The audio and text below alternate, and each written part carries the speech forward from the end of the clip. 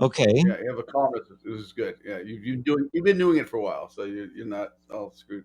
I'm getting better. I'm learning different things. I watch back and listen to how I talk and my mannerisms, and I'm learning that I got I got a lot of stuff to learn about this whole interview thing. I completely respect people that do it now because of what it takes to watch yourself and ask the right Yeah. questions and all that sort of thing. So, and you're going through now. You were doing teaching and everything before all of this Right. started, Right. right? Were you using Zoom a lot before this started? I was never using Zoom for what I did online lessons. I was using Skype, and maybe I used Zoom a bit, but I really started using it once everybody else started using it, and it's only way I'm able to work right now is through Zoom, and the bassoon students I have, and a couple saxophone students too, and it's so far so good for the last couple months, and a lot of things go into that, but just onto technology, and I had to get the Ethernet cable, like I mentioned, downstairs out through the patio up into my studio. It's 100-foot Ethernet cable that I've got, and it helps a bit for the it's still, even with that, sometimes it's problems, but I know that I guess it's AT&T in our area, or is it? I guess it's Xfinity up here. I don't know what it's down there in LA, but they've had their some troubles because so many people are online, either Netflix binging or on doing school, because all the schools are our kids are in school. My daughter just finishing up her senior year, and Hmm. Zach is a freshman, and so they're online. So I mean, someone else is online next door. So it's just a lot of that going on. So I think there's more problems with that. But it's been great being able to have the Zoom interface to at least do these things, because otherwise, a lot of these people I'm teaching, they don't have especially the kids in school. They'd like to at least have that discipline, and their parents want them to have something besides a lot of screen time that is beneficial for them, and so I was able to help out with that. So, what was your most recent project you were doing before all of this happened? I noticed you were doing some stuff with Billy Cobham. My most recent project was yeah, I've been the crosswind projects for about 2 years now, and we were planning a trip of all things to Japan and China, and we have all our papers, our embassy papers, our visa stuff, and right when it was happening, this is like January. I said, well, weren't you worried about the Wuhan virus? Or whatever it was, the situation in Wuhan, and said, well, first of all, you're not going close to Wuhan. Secondly, more people die of the flu than have died of this, and so they're pretty defensive in the beginning, Chinese government, and just what we were hearing. Mm-hmm. It's like, don't worry about it. You guys have more problems, but then it started really building, and then it was pretty obvious that this is just going to keep going and keep going, and it's going to prevent a lot of things from happening. So I was doing that, and it's too bad because we had a really nice tour last year in the United States for Billy's 75th birthday, kind of like celebration all year, and he released an album. And Randy Breckers wrote the band with us, and really fantastic player, guy. Everything is incredible. And so some European touring, some touring in the United States. We had a lot of touring, actually, about a 2 month tour. And so I was going to do that, and I was also doing my own residencies at University of North Carolina School of the Arts. I was going to play with their big band and a small group, and then do a solo concert and another clinic at University of Georgia in Athens. I was going to do that. That may still get postponed to a later date, but we have to see when schools have that. But that happened. That was a week. I decided, man, this is really getting serious. I wonder if am I really going to Georgia and North Carolina to do this? Am I really going to do this? This was like March 10th or so, and then I just started thinking my kids didn't. Oh my God, my kids did not want me to go. Nobody went. And I said, I'm not sure I want to go. I don't know what to do. And then they called me and said, people are having this thing where they're going to close the school and you could come out here, but there's not going to be anybody there. And each day, as you know, it just got bigger and bigger, right? Mm-hmm. It got more things happen. It was obviously had to cancel, so they understood. And of course, other areas in different parts of the country closed down in different ways, but they basically were closing down, and it was obvious they couldn't do it. So that was a project I was going to do. So what I basically do is go to schools and work with the double reed players or everybody interested in how to improvise as a classical musician on your instrument, or for example, a bassoon player, how they would improvise, how they start, playing off the page or looking at listening to chords and being able to play over them. I do that. I also play with, like give clinics to the jazz departments, guys and the girls, and women and men, and I'll play with the band. So I do that. I've done that for years on the side, and then there's another group I was going to play with in North Carolina with a guy named Bill Stevens, a great organist there, and Charlie Hunter, who was going to be there too. So that got pushed away for now, and hopefully we'll get back to all that stuff. But right now, that's a different time. That's pre-pandemic. Now we're post-pandemic or in the pandemic. So Right, yeah. right. Well, Sorry about the long answer. yeah, no, that's great. As you were talking, I actually did pull up a picture I pulled off of your Facebook page of the Billy Cobham with you guys at the Blue Note. And then I also pulled up a picture of you and your band at Freight and Stoppage. So, and I think what we ought to explain. Oh, really? Yeah. Okay. And what we ought to explain to people what a bassoon is, because it's such a it's the big old long pipe, and I'll put it together to show you. Yeah, all right.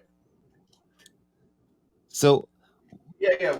Normally I have this all set up. I just leave it set up and swab it out. But I'll put it together. Yeah, so you can see me put it together. You'll see what's put into it. So it's a double reed instrument that's much older than saxophones or clarinets. And by double reed, I mean, and I use synthetic reeds. This is not a good one right now. That's not a good one. But here's the instrument, and I'll just open it up for you guys. So a double reed instrument, these basically were based off of recorders and shawms, shawms were basically recorders with double reeds on them, and that's the only kind of reed you had back in the days. Reed folded around on itself and cut and bound, which is I won't go into explaining, but so yeah. You take that sound and you turn it into a bassoon. So here, like I said, I usually have this set up, but we had a party last night to clean my studio, so put the horn away, and we had just my brother and my other brother come over, and everyone was COVID cautious, but we did okay. So bassoon, yeah.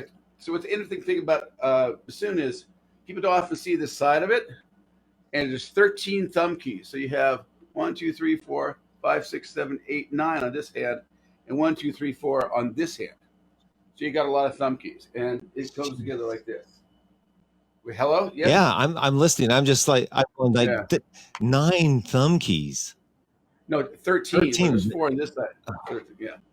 So you're playing it like this, Yeah. Like okay. Yeah. And the combinations are like if you've ever played recorder, if you ever played off the C major scale, you have to play like strange fingerings. A lot of the fingerings in bassoon at a certain point are cross fingers, where you have 1 3 1 2 3 1 2 2 3, or you 2 3 1 4. I mean, it's not ergonomic like the BAME system, which is the saxophone and clarinet system.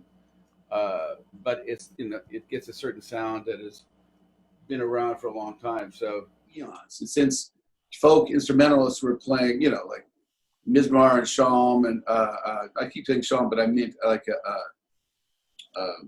Zurlas, different folk instruments, Shanais, China, Turkey,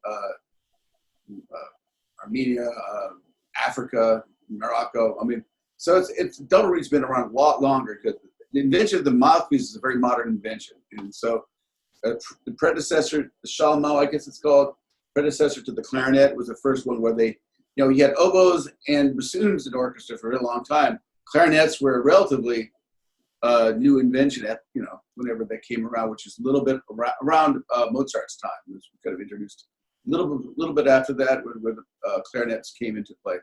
I'm not exactly sure of all my dates, but that's a relatively modern invention. Of course, the saxophone is the most modern of them them all, and for good reason. Well, you played the sax solo on Eddie Money's "Take Me Yeah. Home Tonight," right? Yes, I That did. Yeah, was yeah, back in 1985. You played the yeah, sax yeah. solo, so you were primarily a saxophone player then. What got you into playing Well, bassoon? I was actually going to school playing at the Conservatory of Music in San Francisco, getting my degree at the time. So, at night when I was done with my studies, in my ensembles and all that stuff, in the conservatory, I'd have gigs, play band gigs with a couple of different bands that I played with at the time. And that's how I put myself through school. I was getting my second, third, fourth year in conservatory. I was playing in bands, so like 1982 to like beginning of the 90s, I guess, in one or two bands. I played a ton of gigs. I mean, that's back in the day where you could play tons of gigs with the same band, like 5 nights a week at different places. Those were days a long time ago. But so the band I was with was a band called the Tomcats, and one of the guys in the band knew Eddie, and from his Long Branch days when he played at the Long Branch in Berkeley. And I was not really around in business for them at that point. But so he used to write music with Eddie, and he wrote a couple tunes for him. No Control is a tune he wrote, and I think there's a couple other ones. So Eddie was always around the band, kind of hanging out here and there. There's kind of East Bay rocker scene at the time.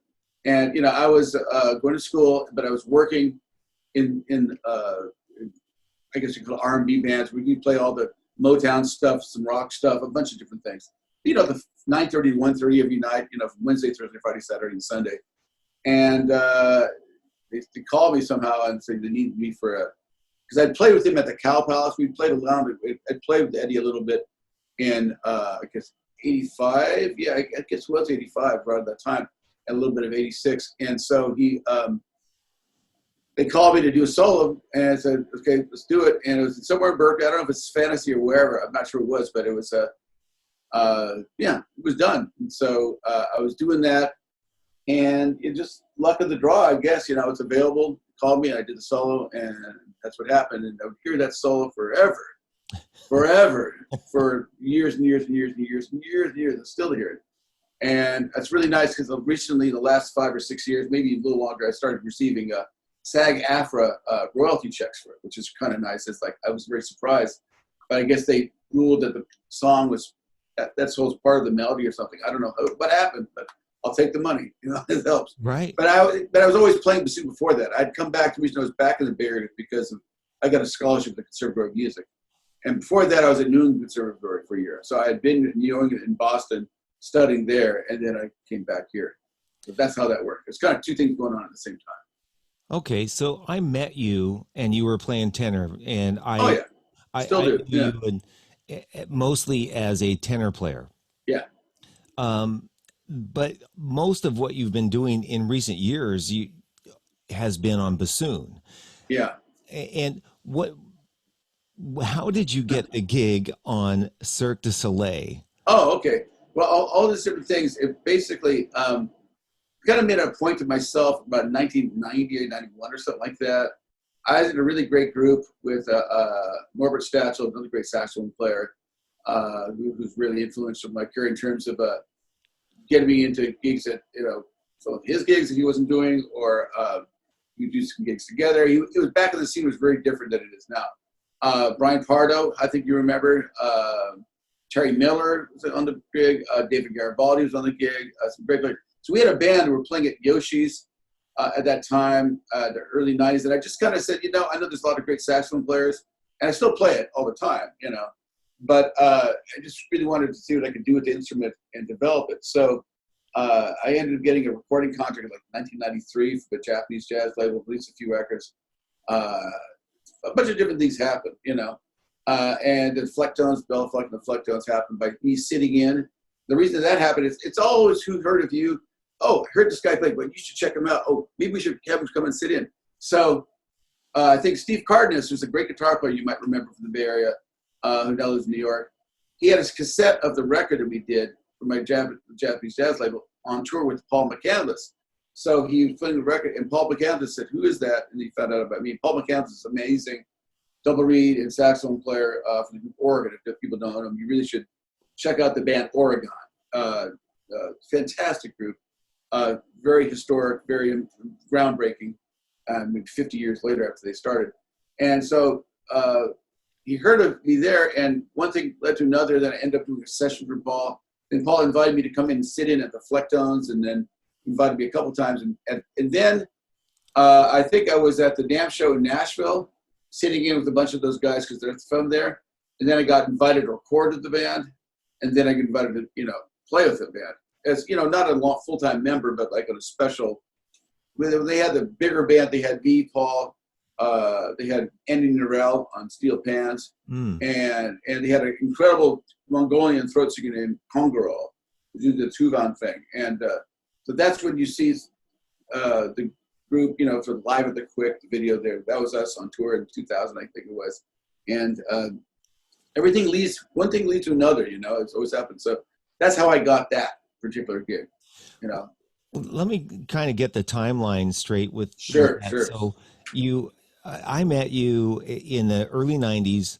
And when did you start working with Gino Vanelli? And then I just wrote it to him. I wrote a tune with Gino Vanelli because he had heard something I'd done on one of my records. And I don't even appear on the album. That was a crazy recording session. I don't appear on the record. I just wrote a tune with him. We did one session together, and he's a very good sense of harmony, great, pop musician, and so we just did one tune, and that was it. And that's the only work I did with him was that, and so it's nice, but we didn't do too much, Right, and then Bella Fleck and the Flecktones. Yeah, exactly. You were talking about. Yeah, exactly. And then that led to Cirque du Soleil. Not really, no. What led to that was I had a friend. I don't know if you remember a guy named Derek Jones, who's a great bass player. Still lives in the Vegas area. He had moved to Vegas, and when I was with the Flecktones, he was doing some things with Nickel Creek. The band called Nickel Creek was an amazing bluegrass band, and he, for a number of different reasons, ended up having an audition for Cirque du Soleil and said it was really remarkable and really interesting. And then he got this gig. And so what the situation is that basically, as I was starting a family about 2002 and stuff, the realization that, I'm a unique instrumentalist, that gigs don't just fly, they come and go. You can play in clubs, you can, do what I was doing and that stuff, but you really need some serious financial backing to do, be a musician. And you have a family, and it's like, hey, what are we going to do? And I think, well, you know what? Cirque du Soleil sure sounds very interesting. So he told me that because he had a great interview with him and a really great audition, and he was really liking how it was. You feel like you're treated like a normal human being, like you have a white-collar job. You have actual health benefits. You actually have, you qualify, for some reason for employment. You're like a normal member of society. You have actually a job, a real job, not just a freelance, whatever's going to happen, And you have HR department, you get, a physio department in case you get hurt. You get, like people get massages every week as part of our thing. So I auditioned for him sometime in 2004, something like that. And I had my bassoon. I did like electric thing with loops and crazy Hendrix bassoon, notey stuff, whatever. It's all kinds of fireworks I did, but they also had my saxophone in the car. I said, yeah, by any chance do you have saxophone? We don't really have a show for bassoon yet, although we're thinking of something that might be good in a few years. But do you have a saxophone? Sure, I have a saxophone. I played tons of sax, So I brought it on a whim, and I just played some R&B sax like I would always have done in my club days, right? R&B solos, and they loved it, and they cast me. There's a show called Salt and Bonko, which is one of their oldest shows at the time, and it was basically a club band was the band for that. So we're playing kind of, I would say, a little fusion music, pop music, but there's a lot of sax solos. And so, of course, that's what I did all the time, back 90s and 80s and, early 2000s. So I got the gig. I think it was the first American to work in that show as a musician. So, I mean, all that stuff came in hand. It was great. And 2006 was a fantastic year, And at the same time, I introduced bassoon. They had a bassoon, one tune on bassoon in that show. It was usually played on iwi or keyboards. I said, well, why don't you play it on bassoon? Oh, sure. So I became the first bassoon player to play with those guys. And then 2 years after that is when they called me back because we have this show that we were thinking about you in the works back at the time we auditioned you, but it wasn't ready yet. Now it's ready. It's called Zed, and it's going to be at Tokyo Disney Resort. And so I looked at the numbers, and basically I would help create my part.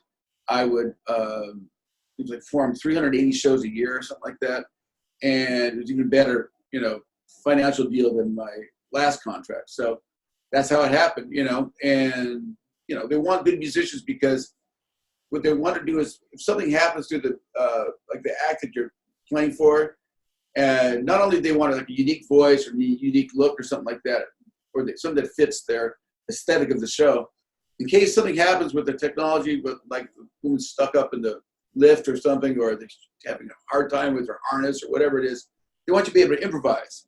So you have to be, versed in all styles, like classical music, pop styles, later be able to improvise, all these different things. And so, that's kind of what I did. And so we took that gig, and from 2008 to 2012, we lived in Japan, and I was over there, 4 years in Japan. Yes. Oh yeah, definitely. Yeah, yeah. I knew My you kids, were, what's that?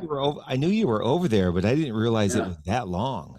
Oh, that was long. Yeah. I mean, we came back here and there for vacation and stuff, and we had a lot of vacations. And well, no, we were over there for a long time. And our kids, my daughter was speaking very good Japanese when she left. She can read it now, but she doesn't speak anymore. But it was an amazing experience. It was good for us on the long run for sure. I was sometimes a little culture shock for sure because it's very different from here. But in some ways, you'd probably be better off being over there right now than here because they don't have very many virus deaths, and they basically beat the virus. What we're still dealing with it because everybody wears masks over there in the winter anyway. Yeah, everybody wears masks. Yeah, I've been having not to interrupt the flow of the conversation no about problem. music, but I've been having conversations with people about masks, and my comment is, well, the Asian culture, on the most part, in most of the countries over there, it's been commonplace that they wear masks, and they're used to it, and it helps prevent the spread. Not the mask won't help keep me from getting infected, but it helps me from spreading it to others. Yes, and it's just considerate. It's called considerate, and there's a lot of considerate. There's a lot of layers to the onion in terms of different culture, different places, but it's so different than here in terms of its groupthink mentality. It's not individualistic, and it has its minuses, but a lot of pluses. And one of the pluses is consideration of other people, and just the way you do things. And I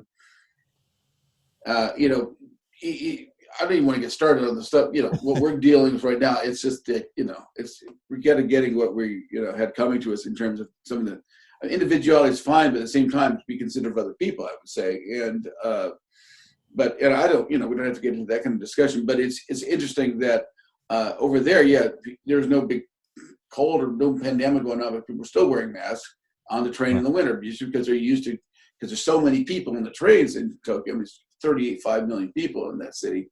That people try to be considerate. They don't want to get sick. They want other people to get sick. It's just what you do.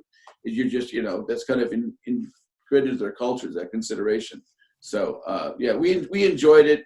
Our kids enjoyed it too. We had a private school set up for us that it was for the artist children. So Cirque went in there, really, they, made a little kind of bubble for us.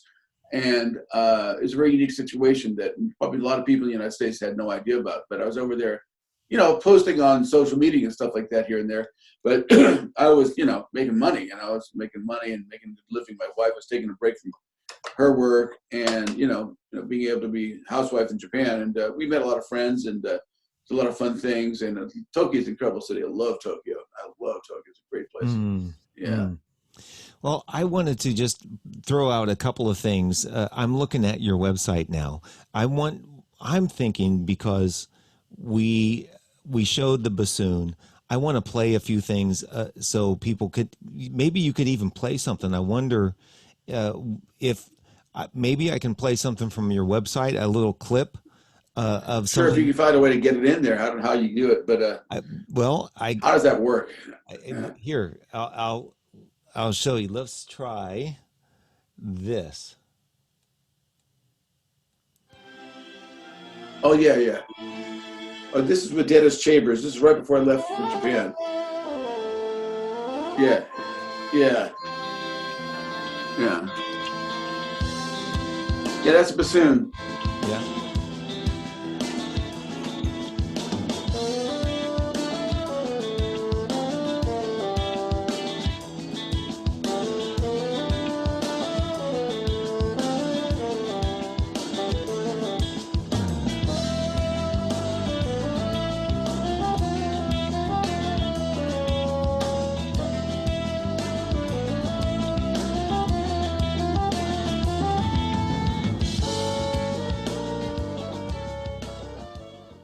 That's Yeah, yeah, yeah. it's such a unique sound, a bassoon. Oh, thanks. Yeah, it is. That's why. That's why I play it, I guess. Yeah, yeah. It's really interesting because what's really great about that. I don't say there's not a positive about now, but because the only way we can do things is remotely. Um, then this is it. So this is the way I deliver things is with a microphone here and my bassoon. I'm able to kind of get bring that sound to people, I suppose. And not that I haven't been doing it before, but it's just interesting times that we have that. Sometimes the sound. I mean, the studio recordings are really the best because live, it's a horn, it's whatever it is. It kind of gets. It's easy to not kind of know what the instrument is if you haven't heard it before at live situation because in order to mic it, you can't really mic it with a microphone. You have to have a pickup, and so it's a slightly different tone. But so there's some advantages to not having that pickup in a home environment to get the sound out there. But yeah, I mean, it's some of the reason I do that is the sound and the range and different effects that a lot of quality has on people. So yeah, I appreciate it. Yeah, that's what I do with it.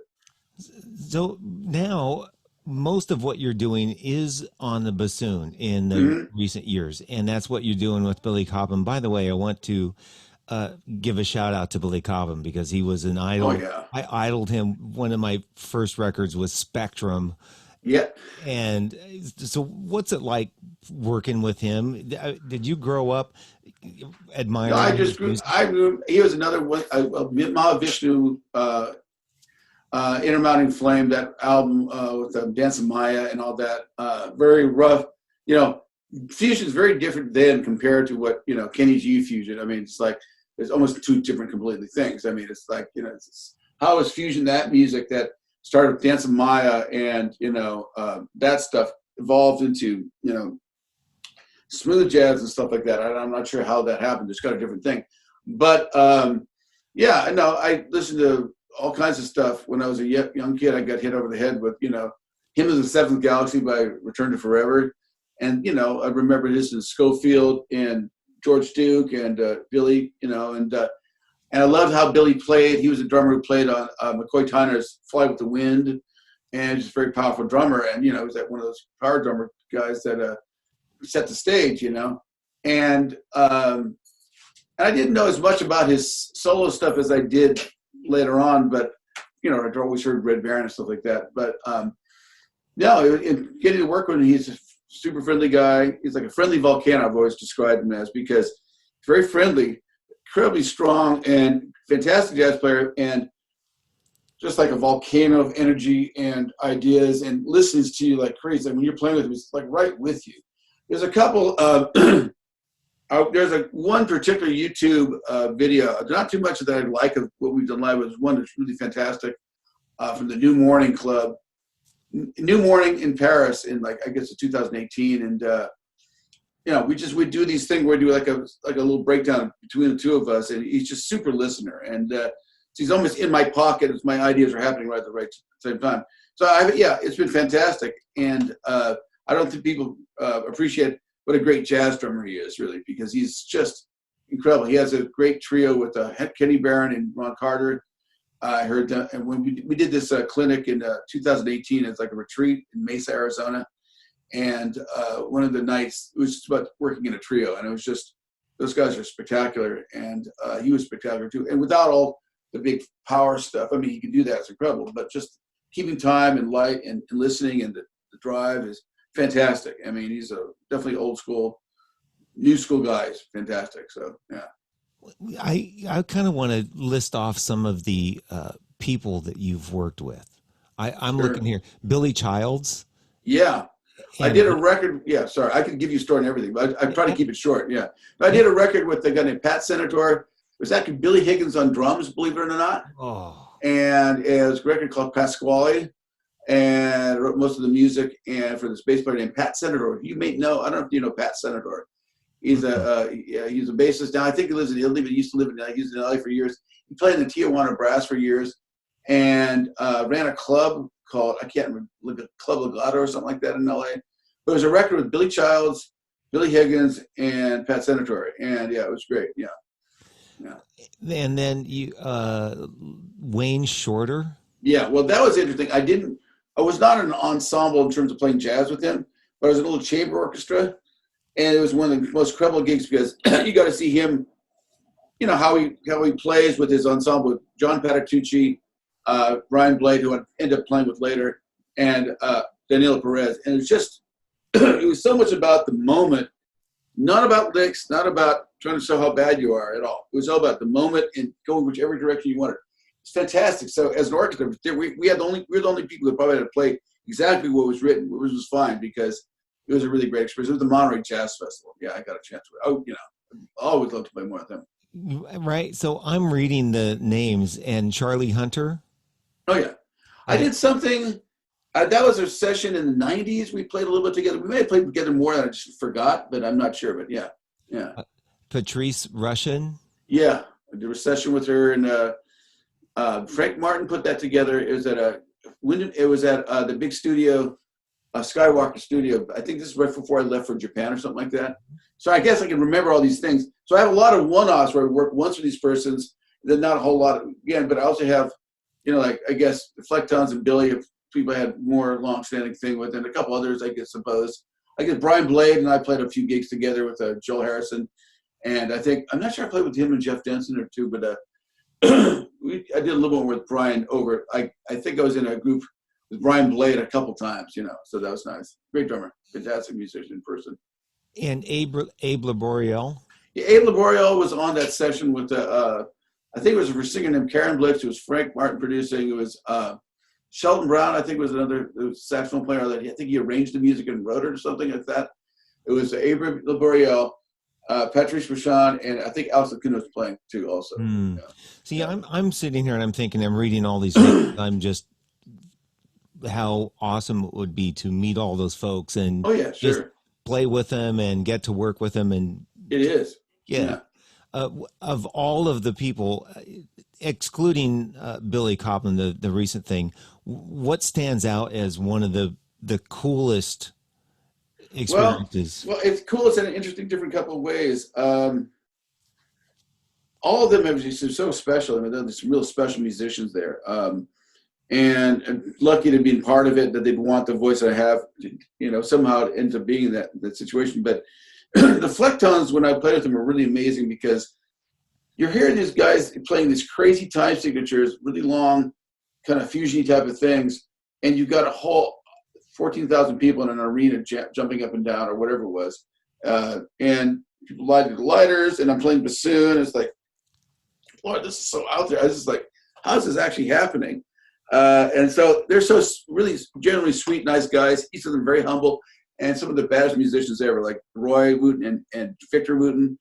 Ridiculous musicianship, and it's so amazing what they went through, and to put that thing together and do what they did, and you know, that's a real highlight, I think, because we did a lot of touring, a lot of, you know, large venues, and you see the impact of music on people, and their egos were very in check, and you know, it's really nice people, and it's about music, you know, not just about stage stuff. Well, what's impressive to me is the fact that you've been able to play a high level of music, jazz, improv, something creative, and been able to sustain a living and make a living and be able to support yourself as a musician, other than making it as a pop artist or that sort of thing. Either way, I think is hard. I think there's always hardest, but you have to be determined and really determined and not, you know, waste time. And don't put it off to later sometime, because sometimes you may not have the same energy later. Like if I had to start now, oh my God, it'd be tough.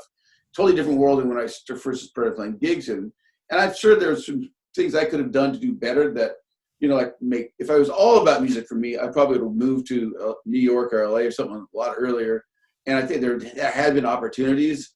And I realized if it was just about that, there'd be other things you could have done, but I didn't do all of that. So I'm lucky to be able to live where I still live and have that kind of career. But one thing is always for sure is that Flecto's really taught me one thing that's really important for everybody, I think, is that you never really have it made as a musician. You just got to kind of keep on making it. So whatever happened before you got to a great point, it felt really great to get to that point. But then after that, it's like, well, what do I do now? Because for this weird instrument, it's like I either have to create my own demand or find other bands to play with. And, I tried to get my degree. I played in a group with Jonas Hellborg and Jeff Sy for a little while in a completely stripped down version of what the Flectones were doing at a high level of tour bus and stuff like that. Now we're doing a little van, and it's like not as financially viable as the other one was. So it's like you have your ups and downs, and you cannot, believe any kind of hype that anybody says about you. You have to be just like, well, that's great. Let's get on to the next thing. Just keep it going. You're very fortunate for all your opportunities, but it doesn't make who you are. Who are is something else. It comes is separate from whatever those things happen to you are. It doesn't make you a great person or something like that. That's just part of it. Maybe coming out of being as cool as you can be or as grounded as you can be. These things happen the other way around. It doesn't. That's how that kind of works. And then when you're lucky, you just thank your lucky stars and be humble and grateful for those opportunities and keep working on it. It does take work, practice. And, I would say earlier in my career, bringing my bassoon into jam sessions in the Bay Area and then sitting in and flailing about and trying to find the right spot for myself was harder, because what the hell is this guy coming in with this bong? It's like, what is he doing? What is this thing? And you have to put it together, put the microphone on it, sit in, make sure you hear yourself, because you can't hear it unless it's way in the monitor. I mean, years when you're doing that kind of stuff. And I see younger guys, bassoon players, doing that now. There's a bunch of younger cats and women and men who are doing that. There's more and more, not household names or something like that, but there's more people playing that instrument in a unique style. And so I remember what it's like to, start out into something insane, absolutely insane. You have to be kind of commit, really have to be direct. And in anything you do, you have to be like, this is what I really want. I got to do it. And so, it's not always comfortable. That's what I'm saying, I guess.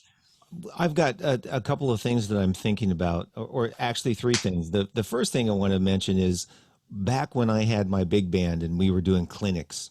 Oh, yeah. And you said something one time in the middle of this clinic we were doing for Dave Martell at his high school. And he had a particular sax student that was doing really well. And he stood up and played a solo, and you stopped him. And you said to him, what were you feeling when you played that solo? And he kind of, and then you suggested that he think about feeling something when he played the solo and try to express his feeling through his instrument and his solo, because it's a communication way of communicating with people. And then you said, try it again. And he played completely different. And that always stood out to me as something that kids need to learn. And the fact that you pointed that out was brilliant at the time. Wow. I'm glad I did something right. Yeah. Oh, it was. I'll never forget that, and how you communicated to him to communicate through his solo what he was feeling. Oh, that's interesting. I wish I remembered the whole situation, but I have students now. Like I have a sax student now who's a soloing. He's got all these, like, he just wants to move his fingers. He just gets right into it. The energy. And I think that some people have, that's great. It really is. And it really is when you're young. It's great to have that energy and drive, even if it doesn't make any sense or whatever. We're just trying to get them to think about, well, what do you think, the mood of the piece is, or is it mellow? And if you just did a couple of these notes right in here and just work with that, make a little melody that you could actually sing or something, you might, build it a different way or something. You start thinking of ways to, like, complement the music as opposed to just be a bundle of energy, I suppose. I don't know what I said to that guy. I cannot remember. that at all. But I'm glad it maybe made him think a little bit differently. It's just, it's a lot of different stages to learning how to do something like a solo. Be a soloist. What are you celebrating? You're celebrating a number of different things. You love the melodies. You're a melodic instrument, maybe. You're celebrating the rhythm. So you have some rhythm to work with. You have to know what the slats are. Are you in 3? Are you in 4? It's a triplets. It's a swung. Is it even? Whatever it is. Where's the places that you can make like your interjections and how that would add to it? Harmonically, what are the nice notes here that you like, the really money notes that you like to play, and so there's a lot of things to be aware of. And on top of all that, what's a feeling you want to express, I suppose, or just like, is one all frantic, or do you want to be something really beautiful that builds something?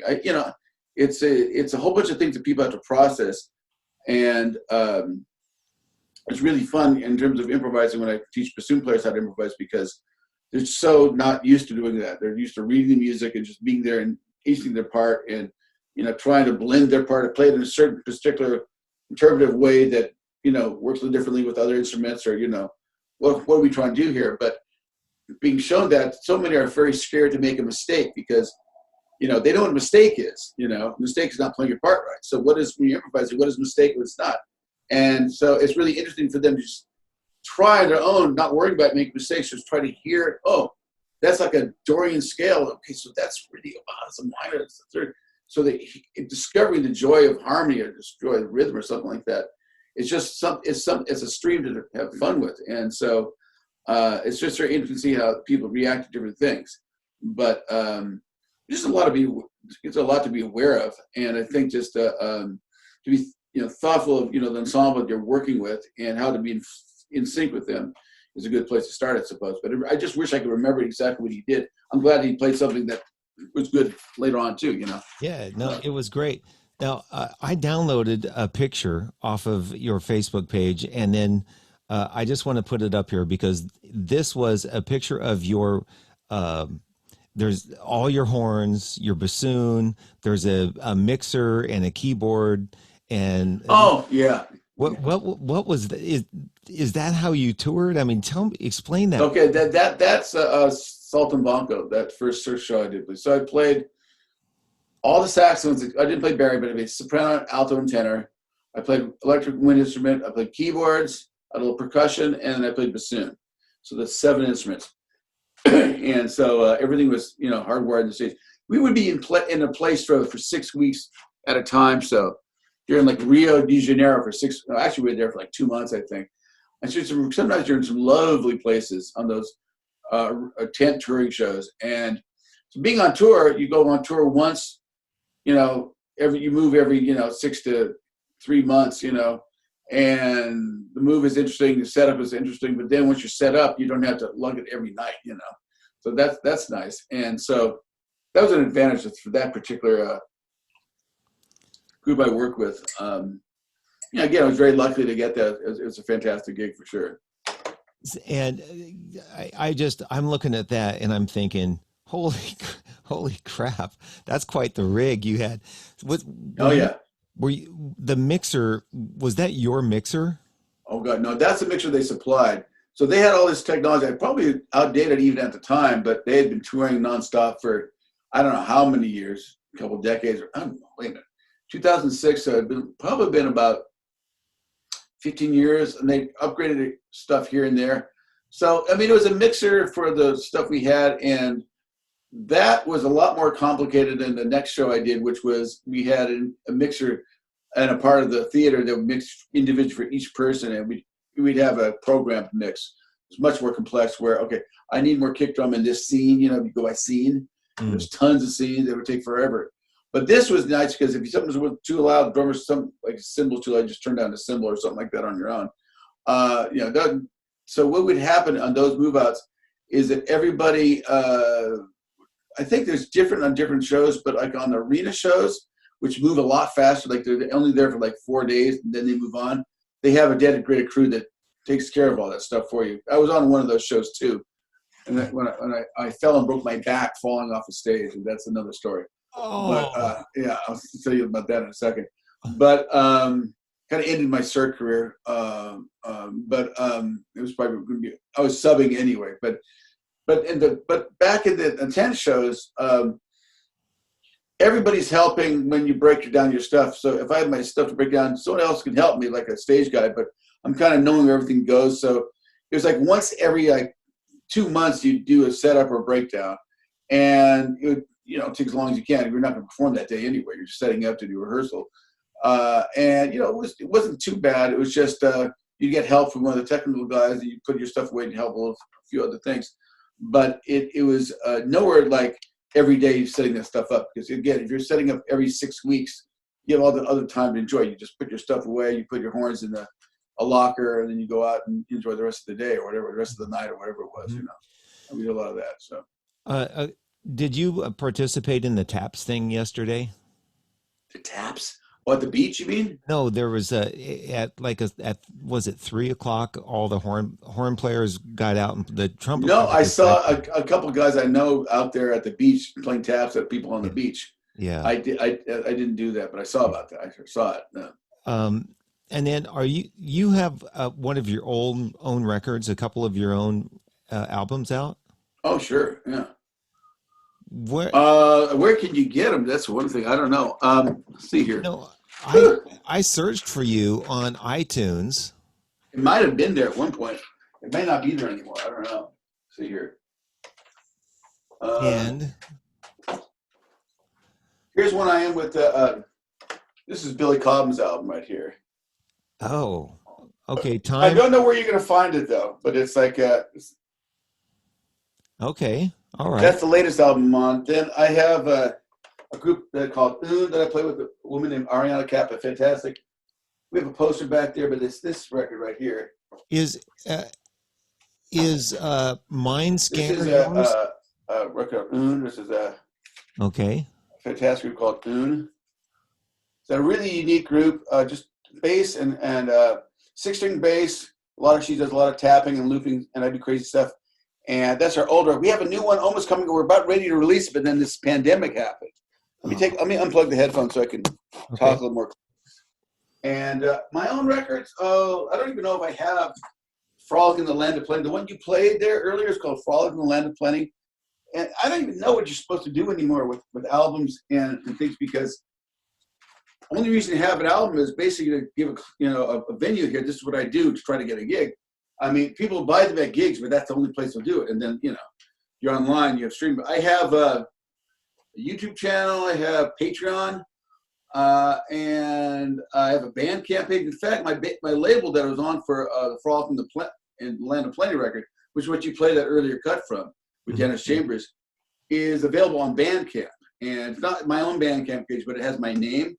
And that's where people buy the record, because they don't, just buy a CD anymore. Let's see here. This record is very old, but I got the only record I have any of. It's you can see it's called Voodoo Suite. Okay. And recorded about 20 years ago, and it's still a really great record. It's got some really good music on it. And let's see here. I don't have the Frolic in the Land of Plenty album on me for the moment. I just don't have it. I guess my website talks a little bit about it, but it's a funny thing because I don't, it's thing is when you make an album, this band right here, we did sell all of the records we posted, we printed, so we're sold out of our stuff. But like we said, we finished another album. We haven't had a chance to put it out yet because I don't want to put it out, during the pandemic, and we can't meet up to finish the record. She's in LA, and her name is Ariana Kapp, and she's very prominent in music education, bass education. She's fantastic. She's got a channel. It's very busy, and she's made a huge business on online teaching. She's fantastic and a great bass player and great bandmate. My own stuff, yeah, I have I was going to do a live record in Europe because I had my own European quintet that performed in 2018 over there in Basel, Switzerland. And I'm supposedly going back next year, but we'll see what happens with the pandemic. And we were going to release a record, but it was too many mistakes. I felt we weren't clean enough, I think, for it. So we're probably not going to release it. So that's kind of it. Music for me, you just find on my Patreon page is the best way to like follow what I'm up to, and if anybody wants to pay me anything, if anybody's aware with the Patreon platform, P-A-R, this is P-A-T-R-E-O-N, Patreon, and it's basically for crowdfunding for people who have projects, like they have a record they want to do, so you get inside stuff like inside information or inside media. What I do, because I'm not like Jacob Collier or like Adam Neely or some of these really big guys, like the guys on the internet like Rick Beato, who always have amazing things to offer and are always online. I don't spend too much time like some people do, just all the time. I do some things, but and I do appreciate the people who send me money. But recently, I just basically made it down to $2 a month instead of the different tiers, because I realized I wasn't supplying enough information for those people paying me $10 a month who were expecting a lot of stuff. And what happens is people will just forget that they're doing that because they like what you do, so they just keep paying you, but you're not giving me anything. So it's like, okay, it's nice, but I'll keep it $2, and whatever I come with, you can check out. It's fine. And in terms, that's kind of how it works. It's an interesting situation. So it's a really interesting economy with music, and I'm not a big Spotify fan. For example, it's just a totally different time. So I don't know if I cut you off from something you're about ready to get into, but No, that was fine. No, the best interviews are the ones when you talk and tell a story, and that's exactly what we've done. When I ask you a question, you answer it, and that's exactly what I love. I mean, I'm enjoying this immensely. We are at an hour though. uh-huh. So we're going to have to wrap it up in a few minutes, but I wanted to say that first 10 minutes or so we were doing this, we were having issues, but I'm recording this through Zoom now. Cool. And the video is still a little choppy, but what I'm going to do is repost this with good video along with the audio, which has been fine. Good. And can you is it possible for you to just play the bassoon a little bit to see what it sounds like? Well, yeah. Let me turn up my air conditioner, because it just seems like the air conditioner not going to help. I'm not actually hearing it. Yeah, I hear it. I guess it bothers me more than anything else. So, yeah. So I should also say that like all my records and things like that, and a good place to go would be a place called forrestmusic.com, which is FORRESTS music.com. It's the store that my wife and I own in Berkeley, California. It's a double reed supply shop, and all things double reed is there, including great CDs, great music, not just my own stuff, obviously, and it'd be a great place to support. And they've been very instrumental in me for a long time. Number one, I met my wife there. So, Paul, if you email me that information, I'll make sure that I post it along with the video. Sure, I'll do it. Thank you very much, Jeff. So yeah. So yeah, bassoon.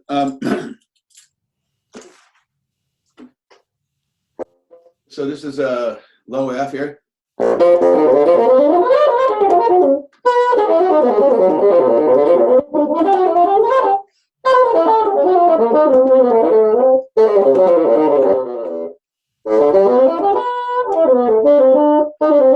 So,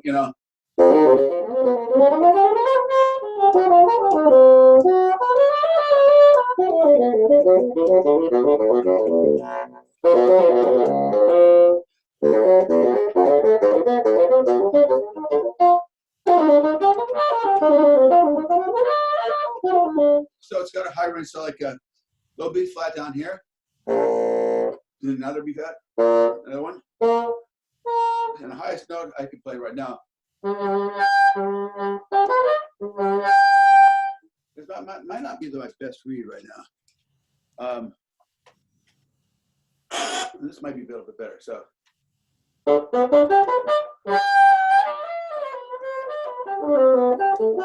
So yeah, it's just got a lovely range, and I played relatively consistent, different way from the classical player was when I'm playing, music of the idiom. But I did post. There's a really nice Bach cello suite. I don't have the music in front of me right now, but on a recent post, if you want, I'll send you a link to it.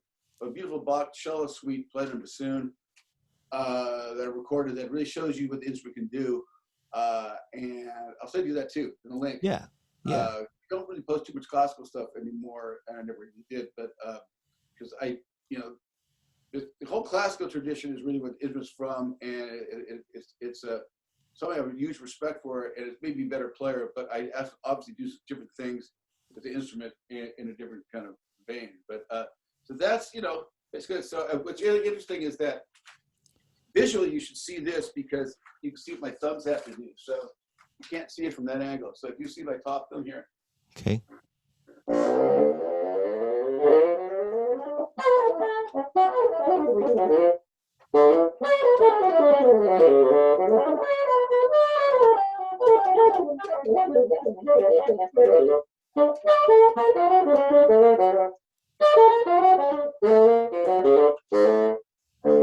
You can't always see everything here because of the angle of the computer. You can see this goes around all the time. So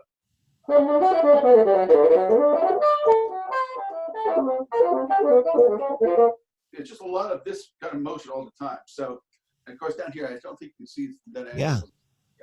So that is, a lot of people don't see the key action. It's just like anything else. You learn it slow. You have to be methodical, spend a lot of time on it. And again, I just like the sound of the instrument, and it's really good for things like this. You have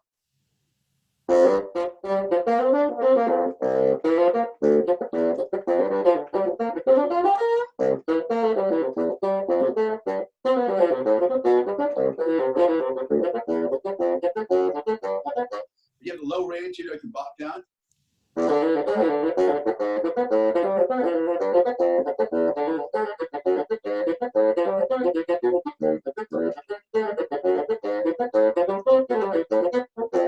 Whatever. But it's just because the bore is not the same size. Saxophone bore is much bigger. The instrument comes out a lot further, and it's much wider at the end. So this narrow bore is actually an advantage for bassoon players. I wonder what it would sound like having that instrument in Tower of Power with the other five fellas. I probably could make it work for sure. Yeah, it's stylistic at some point. I mean, just some things it's a stylistic, like even classical bassoon players that you play fantastic bassoon, but you play like a saxophone, and idiomatically, yeah. In the jazz world, you want to sound like that as opposed to like.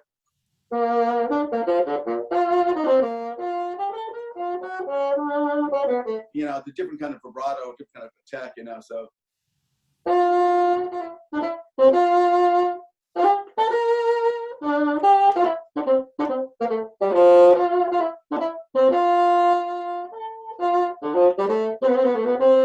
This is a whole different attitude, completely than what I was doing before. Like any instrument, you have the sound it makes and the person behind it, what you want to do with it. So yeah, I can fit in a lot of different situations. I always do it, So it does have that, great range, which always attracted me to you.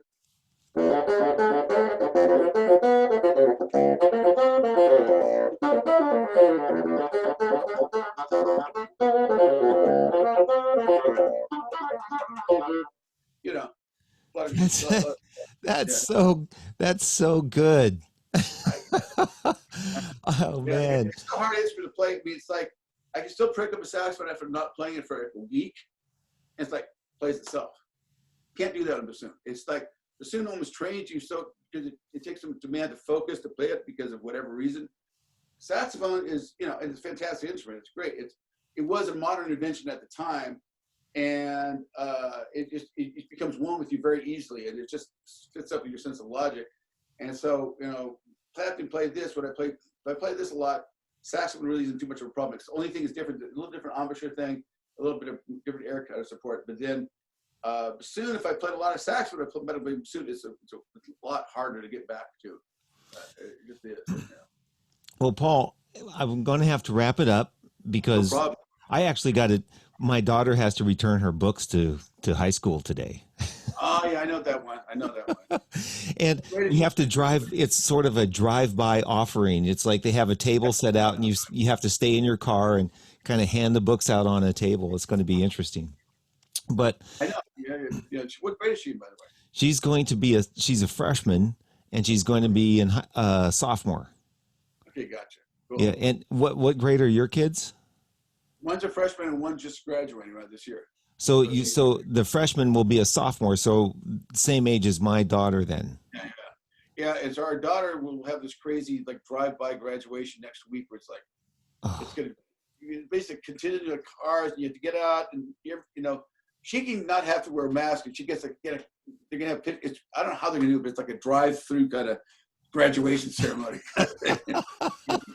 It's crazy. They're doing a great job making them feel special. They're doing Right. a really good job coming out, because it is a tough thing, and maybe a minor inconvenience, but you're looking for your graduation all your life, and then pandemic happened. So they're doing what they can. But I appreciate it. Thank you for having me today. Appreciate it. And send me the links, and when I repost, people can watch this back on Facebook, but I'm going to repost this with better video.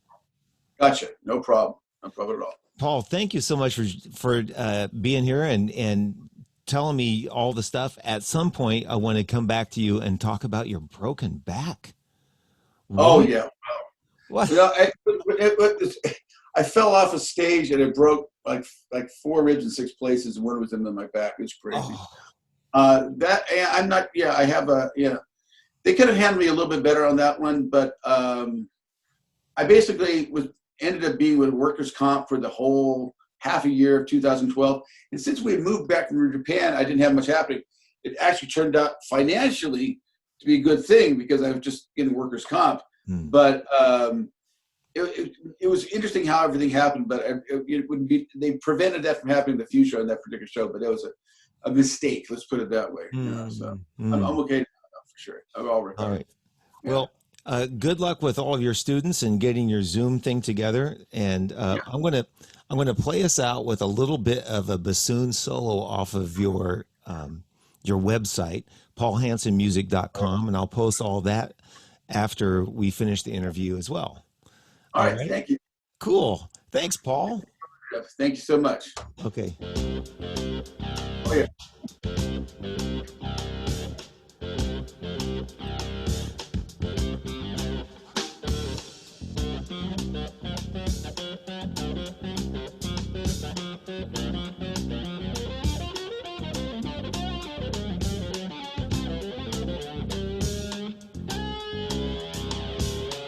Okay. Yeah. I closed the show. Thanks, Paul. That's awesome. Yeah. Yeah. No problem. That's interesting, because that's that's electrified. There's a lot of things you can do with bassoon when you have electronics, like set pedals and stuff, and that's definitely a great example of that. So Yeah. Cool. Man, Right. well, that was fun, man. It was, everything that you did, the stories you told was perfect. I'm glad. I often talk too much. No. But it's like it's easy to get something out of me, for sure. Yeah. That's for sure. Here, let me try to figure out where I can find you those links here. Where is it? So you need the link to Force Music. I'll send you that in a second. Okay. And that's where you can find a lot of my products. And it's a hell of a nice store, and they get some real special things there. We'll see here. Let me see if I can do this thing here. I submit Paul. Let's see if we get something. No, that doesn't work. Okay, so you just have to go there, and you can find CDs and my stuff there. And then I'll show you some other of my links, and I'll send you those right here. So here we go. So Jeff. Perfect. I wonder if we produce. Yeah, there you go. A very easy email address. Perfect. Thanks, Paul. Yeah. Well, we had continuous views. What's that? We had continuous views and 160 total people floating in and out. Not bad at all. Not bad. Not bad at all. No, that's really good. You're really got a great voice for this stuff. You're getting the DJ thing down, man. You're doing pretty good. You don't have to be wild. You're so engaging. You have engaging voice. People want to talk to you, and it's like you make it easy. Oh, good. Yeah. So this is that. I'm trying to think what else I was supposed to. I send it. Like this is that my page, my Patreon. that's where I want people to go to, because I do like the online idea of people paying for things, but getting some back, and they can pay whatever they want, and find out more about me. And if it wasn't for these guys, it would be harder for me to put out videos. It's kind of indirect, so I'll still put stuff up on YouTube or Facebook or Instagram, and I get a lot of views. But it's nice to get a few bucks, and it's just a few bucks, like $70 a month. But it helps me say, oh, someone's behind this, so it helps me produce more. And I just make sure people don't get overcharged, because people are just like, hey, I'll pay you $10 a month, and they forget about it. And it's kind of nice that I get much business. It's really not, I don't want to fool them into that kind of thing. Right. So here's my pet grantee. What was the other link you wanted me to give you? There's you remember what it was about? Just your music and the store, and the store that you have with your wife. Yeah, the store I have. We got that my thing, and here's a couple other places to go here. The website, I guess. Yeah. Yeah, I put it up there. That's I guess I still have the same old. It seemed to be working. At one point, I thought it was not going to be hosted anymore by this company going out of business, but maybe someone bought them or something like that. That's an interesting place to go. And then there's also social media sites. There's a bunch of social media places that you can see all the different stuff. Oh, and YouTube. Do you have a YouTube channel? Yeah, sure. Yeah, I should have to. Yeah, and I can say, I remember what I was going to do. I can send you the Bach. Because they really hear beautiful acoustic bassoon performance. Oh, right. Yeah, so that'll be the first thing I'll send you. Okay. Thanks for staying and getting me. I know you got to get going, so I'll go right there. That'll be the last one. It'll be the first video you get, but the last one I'm going to find here, because I think everything else is covered here. And yeah, I've been lucky, man. A lot of things have worked out, and I can't imagine trying to be a young whippersnapper right now, dealing with what we're all dealing with. I just can't imagine it'd be so tough. Back in the day, you could play 5-nighters, and who does 5-nighters anymore? In the Bay Area or clubs. Nobody. Yeah, it's incredible. That's not it. I want to go to my channel, not someone else's channel. This is my channel and my videos. There you go. Okay, I pressed the wrong button. Here we go. This is nice. So you'll hear this. Here's like. Okay. Here you go. Yeah. Yeah. Put that on my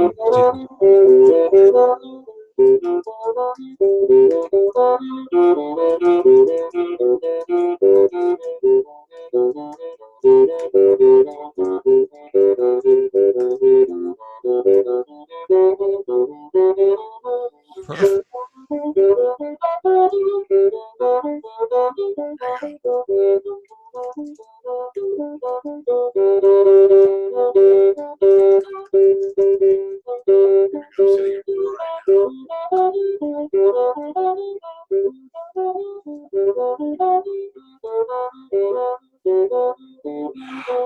So you got it. I'll take off. All right, man. Okay. All right, man. Yeah, I got it. Thank you. I got the email. Awesome. Beautiful. All right, dude. I'll see you later. Thanks, Paul. Thank you, man. Okay. Thanks for everything. Bye-bye. Bye-bye.